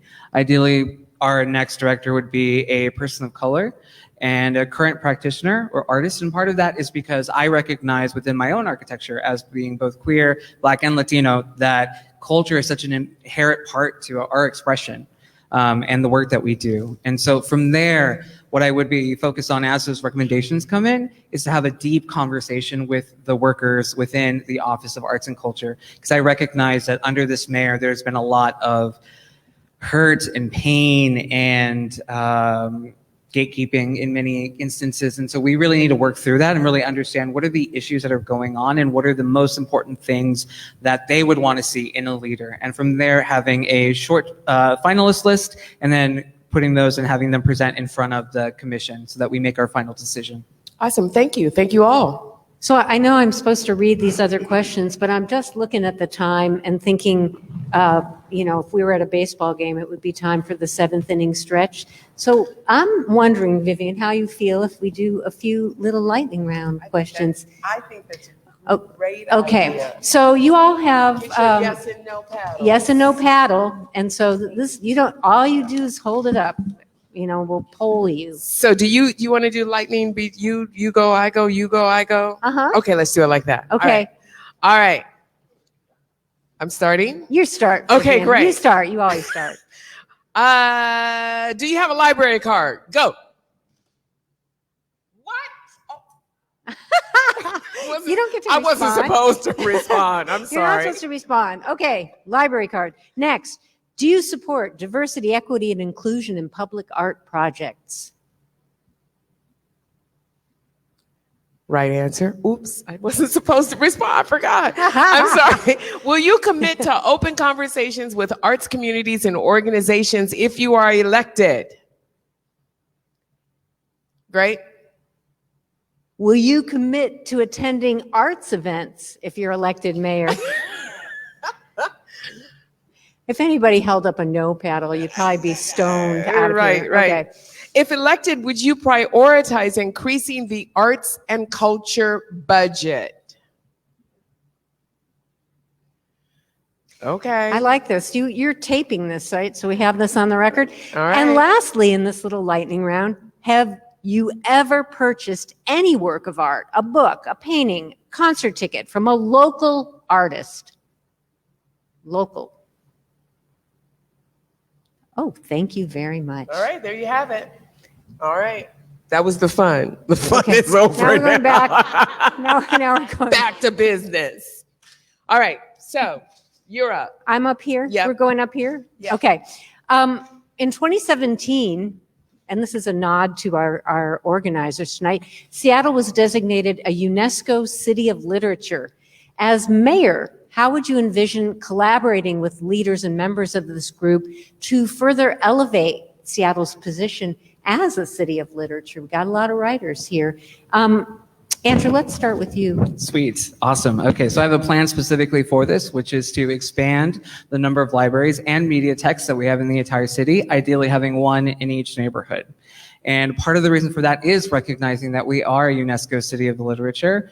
And if we are going to become a place that is a tech hub in the future, we need to be providing more resources for the community at all levels. And part of why I say mediatheks as opposed to just libraries is that I think with this, we should also start providing some new spaces in our libraries, which would include either rental space for people to be able to actually perform or practice music, along with having other types of media outside of just books. Thanks. Jessen. Yes, so this is a great question, and I would support it in a few ways. Number one, by, as I talked about, making sure that in our next Families and Education Levy, we are really promoting access to arts and arts education, including, writing programs that really feature and center youth. A second thing that we need to do is really focus on closing the digital divide. I think that really limits access to even our library resources, and we need free municipal broadband. I think that that is part of creating broad accessibility to the really great environment that we have around literature. And then I think, the third part is just being an outspoken reader and participant in our really vibrant literary culture in the city as mayor, and using that position to really promote and center the great things that are already happening. Thank you. Art. So I think we have a great library system in Seattle, and I think that we need to continue to support that. I actually, for fun, worked in a bookstore at night for years because I have voracious reading habit that I could feed that way. And I'm really in favor of making sure that there's accessibility for material to everybody. And we were very supportive of Seattle Arts and Lectures from the bookstore too. But I agree with Jessen on broadband, and that I think everybody needs to have access, and that's going to be the way of the future, frankly. Having books in a library is going to be more difficult as time goes on. But I also think that there's something tactile about libraries, and it's important that we have the ability to go to a place and have the opportunity for children in particular. Because I remember growing up in the Northeast branch, going and reading. I mentioned Blueberries for Sal to her on the way down here, and those are the books that I remember growing up, and those have to be available for everybody too. And so I think that literature in Seattle is critical. Thank you. Colleen? Well, I'm so excited about this idea. I can hardly talk about it because it's such, this is one of the cities where we really have lived out this value of that literature, and supporting our authors is just a priority and important. I think that we could do more at City Hall itself. I like the idea of creating book festivals, having local author readings right there in City Hall, and ensuring that we're saying right at City Hall, this is where this kind of celebration of art and literature can happen. Of course, I believe investing in our libraries. I also think we should be continuing to invest in educational arts. I actually call for that in my education plan. That art education is so important for our kids, especially right now as we come out of COVID and are in a mental health crisis for our young people. So something super exciting that I cannot wait to champion right at City Hall. Lance?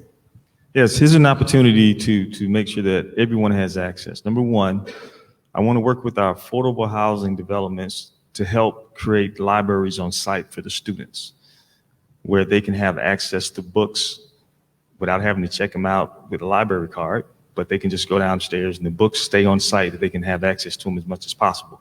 The second is we want to recruit more writing studios. There is a writing studio down in Columbia City, and we want to have more of those around the cities where people can go and write and share their writings with one another.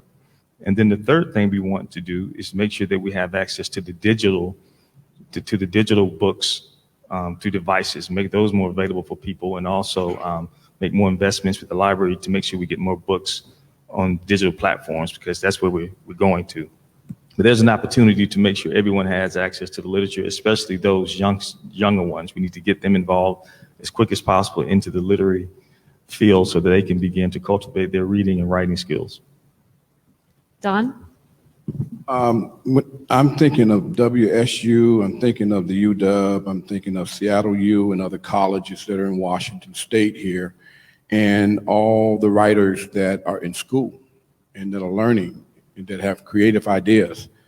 I also can tell you that Dr. Maxine Mim was one first ones that called me to save Vicky's bookstore on Rainier Avenue when she was losing it. She's passed away, rest her soul. And I was able to save that bookstore through my negotiations. I'm a peace negotiator worldwide, so one of the things that I thrive in is the 3 L's, and that's that listening, that learning, and then leading. And these people that write books and their literature, they're awesome people because they're always using their mind. Their mind are not asleep when their eyes are. So I'll be looking forward to work with them and just sit down and be taught. Thank you. Bruce? So my mother worked for the library for almost 30 years, I think about 25, 28 years. And so I grew up reading a lot. And my wife and I mentor young folks, and we always say, you will be where in 5 years as a result of what you read and who you know. My mother would bring home books for me to read, and while she washed the dishes, I would read to her. I had to read to her. I'd rather her have brought home some tennis shoes or something, but that's what she chose to bring home to me. And I realized the importance of literacy. I was responsible for making sure 20,000 kids in the Seattle Public School got high-speed internet access and computers because of the power of learning how to read. Audible books that Lance talked about is a game changer. And so under my leadership, because a lot of kids just don't like to read anymore, under my leadership, you're going to see us finding new ways to communicate because there's a richness of material out there they need to know. Thank you. James? Yes, knowledge is power, and in our literacy is the ability to read and to write, and especially for our young people, which I would be a big advocate for. I myself am a published author of 2 books now and working on 3rd and 4th books as we go. So I love this whole field that we're talking about. I would make sure that each citizen in Seattle receives a Seattle Library card. We shouldn't have to go through the effort of filling out applications and all that. Just send us a card and let us be able to have that and walk into our public libraries. Our library is a wonderful, wonderful system, great place to be, great place to learn, conducive environment, especially for our young people. This is the most critical aspect of all the things we're talking about, is our younger generation as they grow up and inherit this great city from us. Thank you. Thank you. Oh, sorry. She's reading ahead. She's just moving. I was reading Do you want to ahead. skip ahead to some other segment? No. No? Okay. I got the question right here in my head. So we know that there are a lot of other pressing issues that we are all faced with, right? That are not specific to just the arts community. Climate change, growing economic inequities, those kinds of things. So the question is, how would you invest city resources to help solve some of those other pressing issues? Let's start with you, James.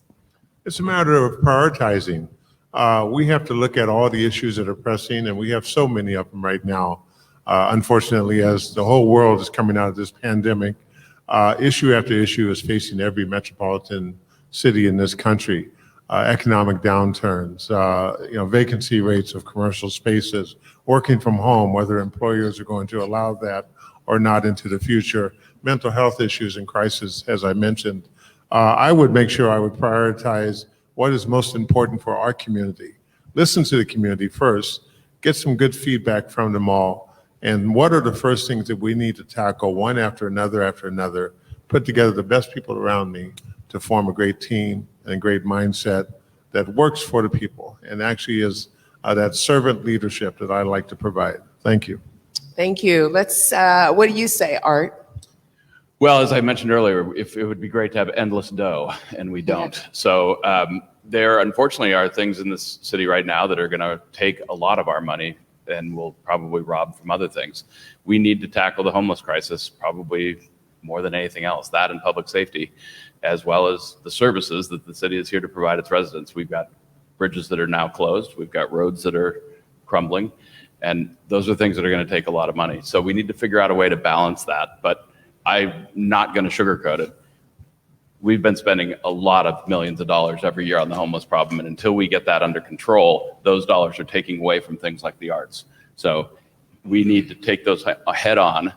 But we're not seeing a drop in this crisis, no matter how much money we spend. So we need to start making sure that we're doing the right things and getting people redeployed in their lives so that we can spend less on that problem because we'd like it to be solved versus ongoing, and then be able to spend more money on things that are culturally wonderful and also retrajectory lives with cultural things and arts. Thank you. What do you think, Bruce? So I never approach life from a view of scarcity.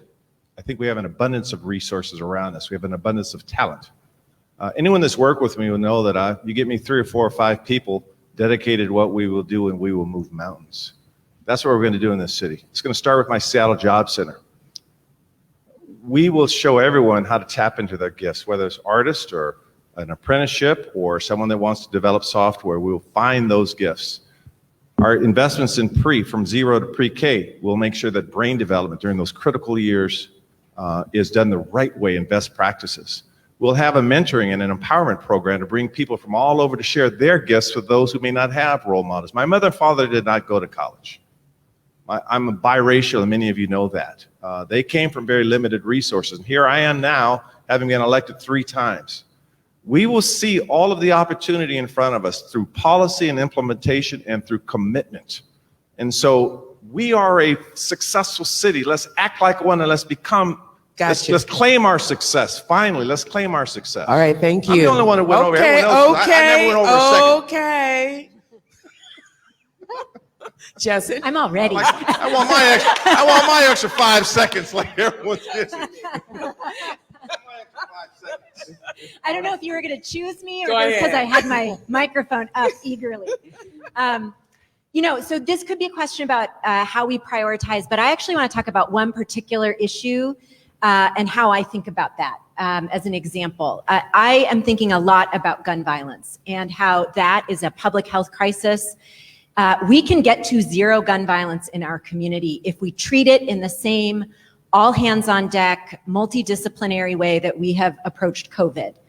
And what that means to me is, taking a deeply intersectional approach, having the mayor have a COVID in the same way we had, COVID dashboard, having a gun violence dashboard, making sure that we are using the arts as a mechanism for healing trauma, because we know that hurt people.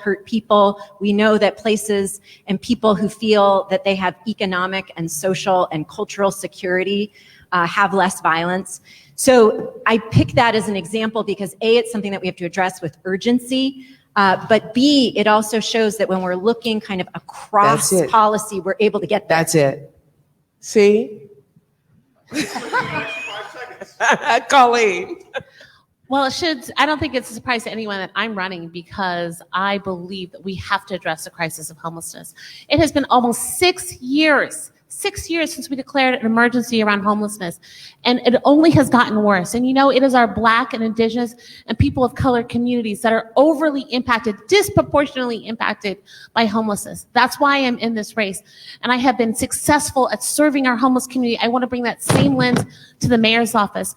I found out several years ago that we had artists that I worked with who were homeless, who wanted to work, who wanted to be able to be a working artist. I created a program called Native Works where artists who are experiencing homelessness could get a minimum wage. We provided them a job training. We let them create their art and we sell it at Smithsonian stores. We sell it at Pike Place Market. We sell it all over the city because I believe that we can find solutions if we only have the right leadership and move beyond the past failed leadership and solve this crisis of homelessness. Thank you, Colleen. Lance. My commitment to the people of Seattle is to be a good steward of the tax dollars, which means that we will make sure that we prioritize the things that need to be done to make sure that you're safe, protected, have the right transportation infrastructure in place, and to make sure that you have everything you need to have a good quality of life. The other thing is doing less experimentation, which means that watching our city department heads to make sure that they do not change the priorities to experiment. Stick with the basics and make sure we get the things done that need to be done. And third, whenever we are short, I can't stress this enough, go to the business community and ask for the help because they will write it off as making a donation to us. They will commit and help us if we ask them. Let's get rid of the rhetoric, build a partnership so that we can have access to the public and private dollars that we need to take care of everyone in the city of Seattle. Thank you. Andrew. So I would say the number one reason why I'm running right now is the climate crisis. We have less than 10 years to cut our carbon emissions here in Seattle in half. And I actually believe that when it comes to all of the issues that we are facing here in Seattle, whether it be housing affordability, homelessness, or economic crisis, and even the climate crisis, that is all tied to housing. And specifically, it is all tied to allowing for more people to live in our city. We have been pushing incrementalism for so long, for the Seattle process for so long, where we compromise and we say, okay, well, if we do a little bit over here and if we do a little bit over there, then maybe we can all say it's fine. But no one's actually happy, and it's completely unsustainable. And so for me, whether it be in addressing our arts or climate, I am focused on building new systems that actually lift all of us up, starting with those with the least first. Thank you. And Don. For 45 years, I have been an advisor to all the elected officials you know. Christine Gregoire and myself stopped AIDS from coming out of jail, and I was the clergy that said give them condoms so they wouldn't bring it out of the jail system.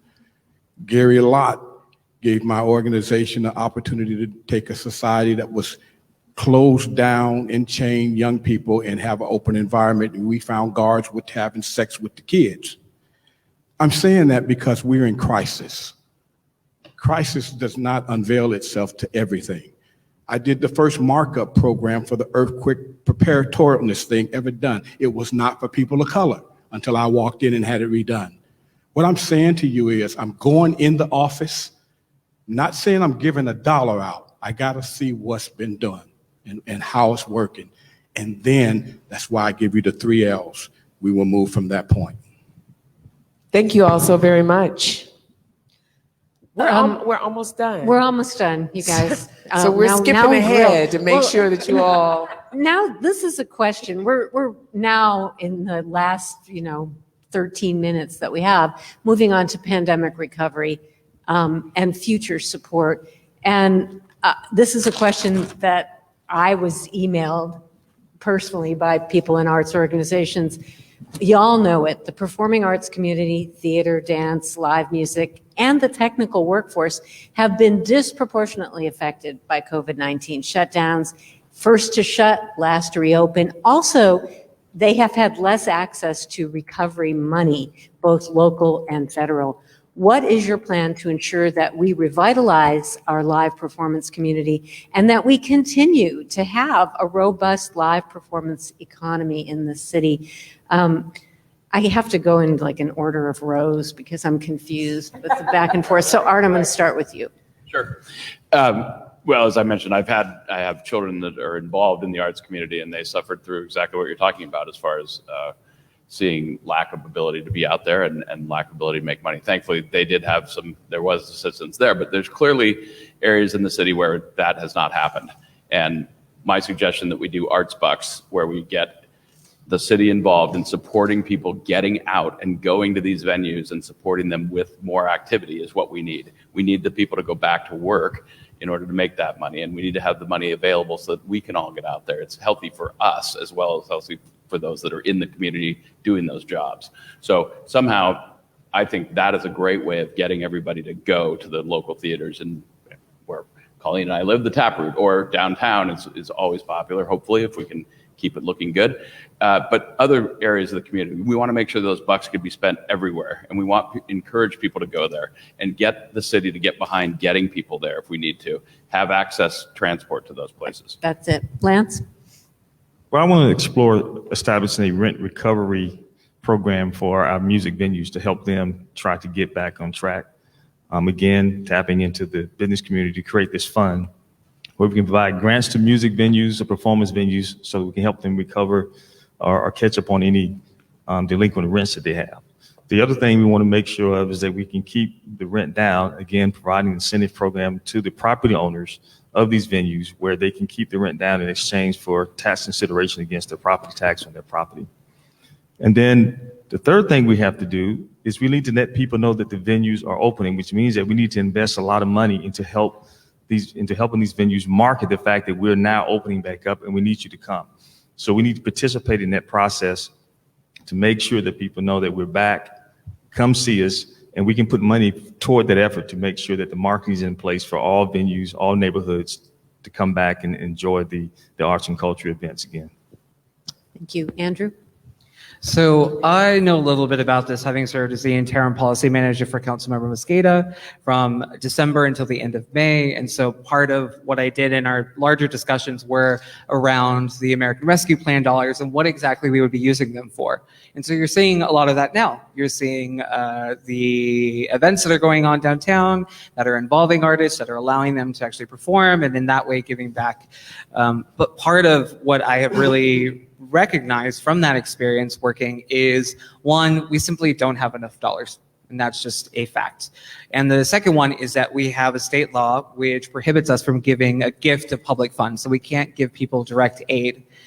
The way that we can do that is from the federal government. And so through my organizing and my experience as an organizer through the Sunrise Movement, I believe that we really need to push, especially from the bully pulpit that is the Seattle mayor, to request more federal aid, because we simply need to put more money into people's pockets, and especially to recover from rent debt. Thank you. Bruce?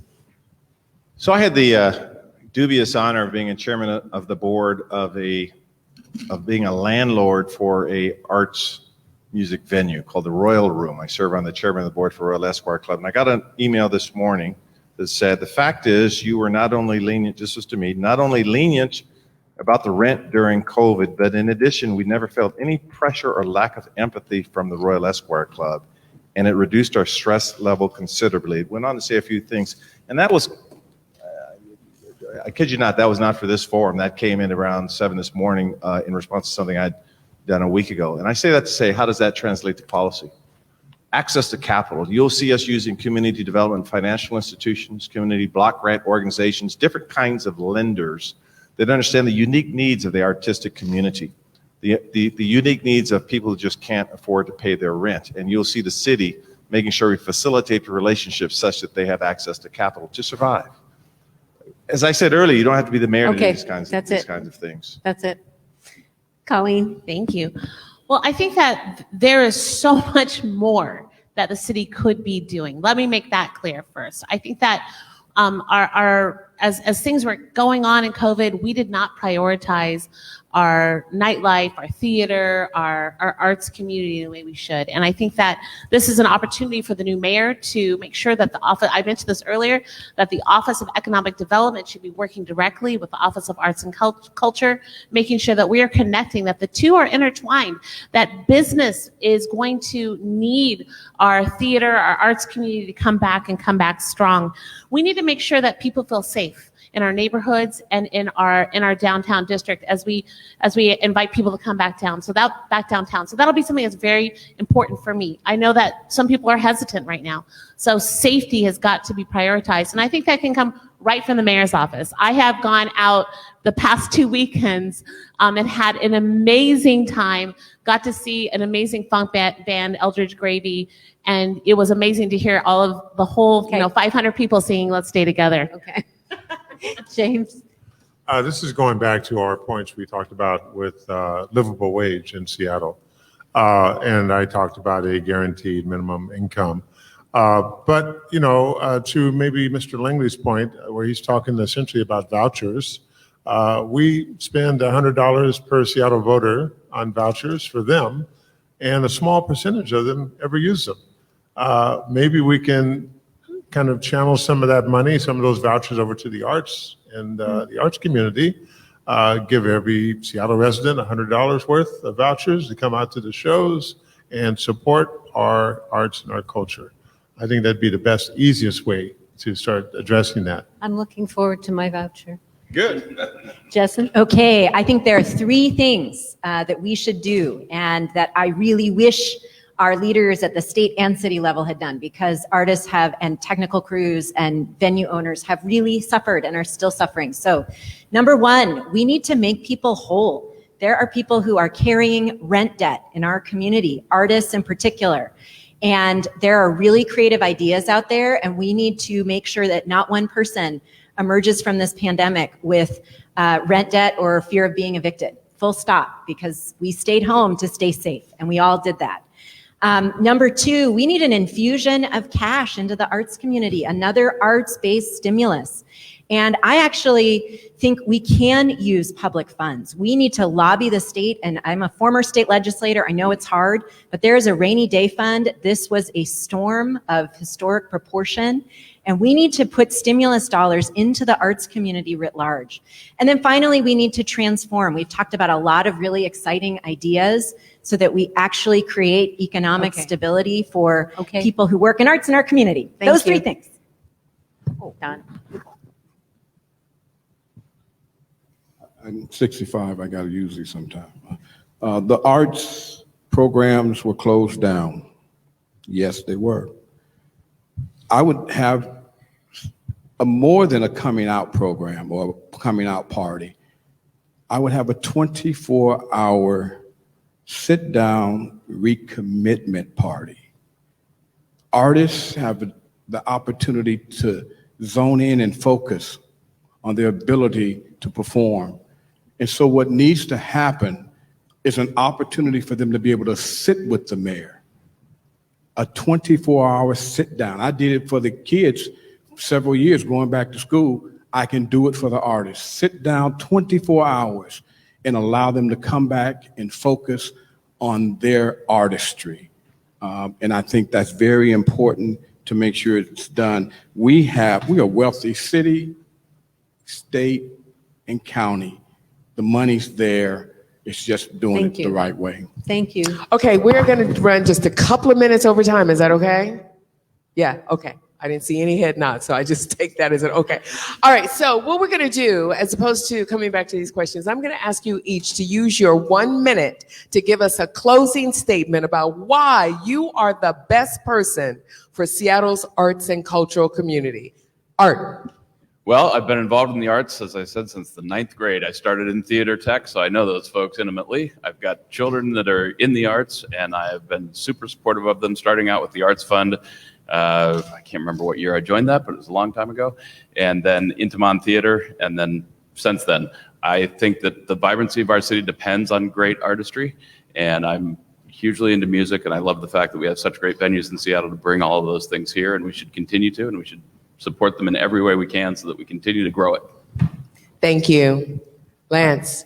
Thank you. I'm the best candidate for the arts community because I am an artist. I'm a music artist. I'm a musician. And I've worked with many music artists. I've worked with muralists. I've worked with art studios. I've worked with the artist community for quite some time. I understand what they need. And I've outlined some very specific plans of things that I want to do to support the creative sector. And it's important for us to make sure that we recognize this as a viable sector. We have not been doing that. It's time that we do that. And I'm going to make sure that it's recognized as a viable and important sector to Seattle. And we're going to support them the way that we should support them and make sure they get the funding that they need, because it's integral to have our creative community continue to lead the way when it comes to attracting the attention to the city of Seattle. Thank you. Thank you. Andrew. So as someone who manages multi-million-dollar projects and brings them in on time and under budget, I know that after 4 years of inaction from our previous mayor, that we need a mayor of action. We have a lot of work to do, and it's going to take all of us. And as a singer, as someone who is a community organizer, what I bring to this is not just my plans, which you can go to my website, and they are all planned out. They also explain where the money is going to come from for all of my plans, but I am someone who is focused on empowering our community to be a part of this change, because I believe that if we are going to become the city that we always say that we are, that we need every single person involved and at the ready. Thank you. Bruce. Well, the truth is, I don't know if I am the best candidate. I'm not a musician or a singer or a saxophone player, but I know I'll work the hardest. I have a standard of excellence that, quite frankly, I've said repeatedly, look at how persons live their life. Look at what they've done. When the NAM Museum was first created, my wife and I were one of the first people to say, how can we support it? You see my investments in the Wing Luke Museum, my support in the arts my entire life. So it astounds me when people say, I'm going to do this when I'm a mayor, I'm going to do that when I'm a mayor, and they don't have the track record. So I will work the hardest. And a person that was born here, I lead with my authenticity. I believe the arts have saved my life personally. It's allowed me to do all the things that I would dream that I could possibly do. It was music, it was poetic expression, it was identity. I will work the hardest, and I'll just sort of leave with that. Thank you. Colleen. You know, I'm very honored to have been able to build housing with and alongside my community, the homeless Native community. And we're opening a building in Pioneer Square this fall. And inside that building is over $850,000 worth of art from the Native community.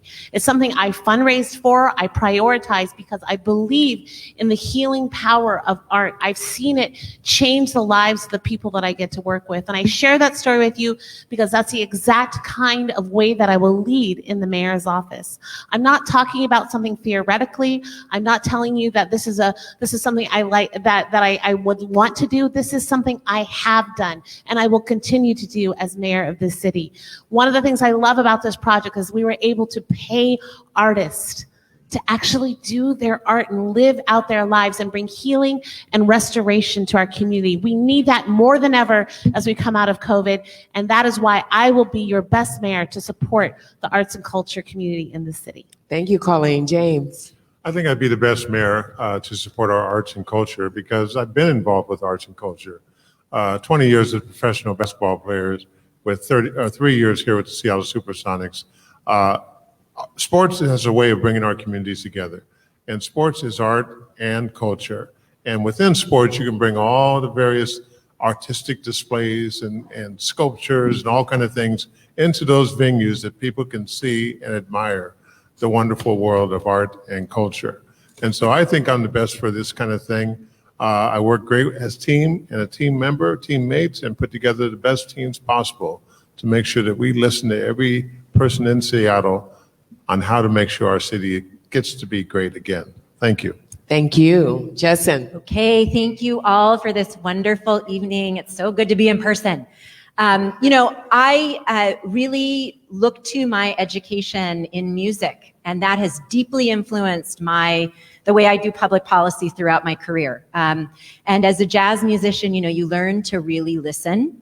You learn to put something out there. You learn to listen again. And sometimes you create something brand new. And in deeply polarized times, like the one we're in this city, I think that those skills of really deep listening, responding, listening again, and then being willing to take that risk of trying something new together is really important. And I think that's how I was able to negotiate tough legislation with Republicans, whether it was paid family leave or making it illegal to fire you if you were pregnant, or unleashing $80 billion of transportation funding. And so, I think that artists are fundamental to policymaking and really helping us get through this. Thank you. Don. A little bit of me feels like E.F. Hutton, because the 45 years I've worked with elected officials in government, this group here has changed a lot of what they said they started to do because they listen well and they're learning, and they'll all become good leaders. I will bring to you the fact that I'm the first Black man that landed second for governor in the state of Washington last year. So I know what I'm doing. I'm a planner. I care. I listen. We will learn together. All are included, no one's excluded. For 4+ decades, I haven't asked for a dime. I've run 11 times on my own pocket. I don't owe anybody, no kind of groups giving me money, because I'm real. I'm about what you marched on. It's here, the change is here.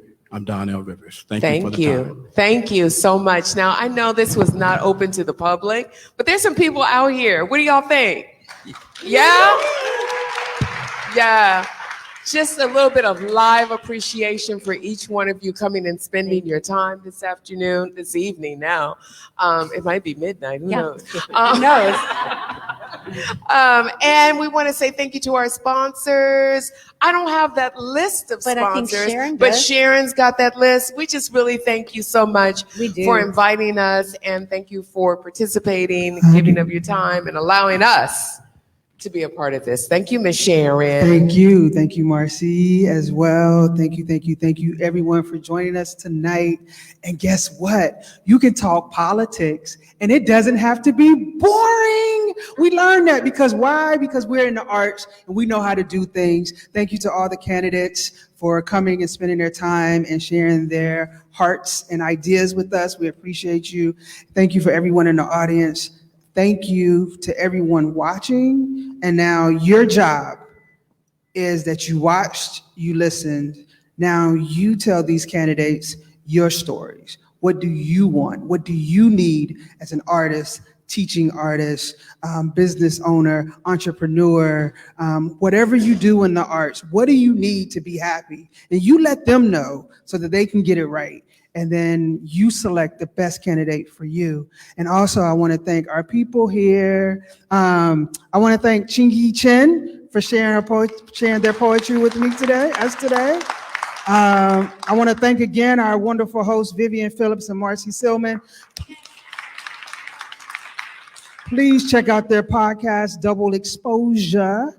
Thanks to all of our partners for coming together for the arts, including Seattle Arts Commission, Seattle City of Literature, Seattle Arts and Cultural Districts, Central District Forum for Arts and Ideas, Langston Hughes Performing Arts Institute, Langston Fry Art Museum, Hugo House, Indigenous Peoples Institute, Inspire Washington, Jack Straw Cultural Center, KEXP, La Sala, Langston, Seattle, Northwest Film Forum, Northwest Folk Life, Path with Art, Seattle Art Museum, Seattle Arts and Lectures, Seattle Children's Theater, Shun Pike, the Vera Project, Town Hall Seattle, and Youth in Focus, Office of Arts and Culture, Amanda Licorice, Dom Thomas, Outside Think, Marcus Dupree Productions, Juan Carlos Reyes, who helped lead us, Josh Foreman, who helped lead us, and I'm your host, Sharon Nyree Williams, Executive Director for the Central District Forum for Arts and Ideas, and we did this. Deuces. Good night.